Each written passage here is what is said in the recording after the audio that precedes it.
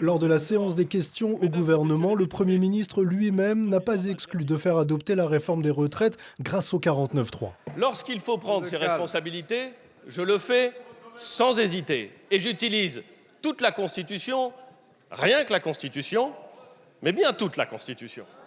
Des dizaines de milliers d'amendements déposés, un seul article adopté. La majorité veut se sortir de la stratégie d'obstruction de l'opposition.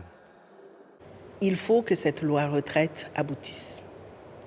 Moi, je suis persuadée que c'est une bonne chose pour la nation française. À un moment ou un autre, il faut qu'on y arrive. En tout cas, notre souhait à nous, c'est que le débat se tienne dans l'hémicycle. Mais pour le socialiste Serge Letchimy, le gouvernement prendrait un très gros risque politique en ayant recours au 49.3. Si le gouvernement utilise le 49.3, ce sera un déni de démocratie, je dirais même un scandale démocratique.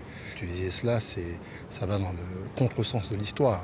Je pense que les conséquences pour la majorité seraient très graves au niveau municipal. David Lorion pour les Républicains propose lui de reporter l'examen du texte pour retrouver davantage de sérénité. Repoussons l'étude à la fin de la conférence de financement, de manière à ce qu'on ait les vrais chiffres, on ait quelques précisions évidemment sur ce texte, et puis on aura évidemment plus de temps pour élaborer un texte nouveau, qui est un texte fondamental pour des millions de retraités en France.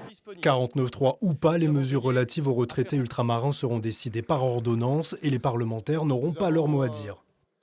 L'outre-mer est l'angle mort de la réforme des retraites. Il n'y a eu aucun débat. C'est une habitude. On traite l'outre-mer comme une espèce d'adjuvant, à côté, quoi. Le gouvernement pourrait décider d'enclencher l'arme du 49.3 lors d'un prochain Conseil des ministres. Suivez l'info sur Guyana Première, télé, radio et Internet.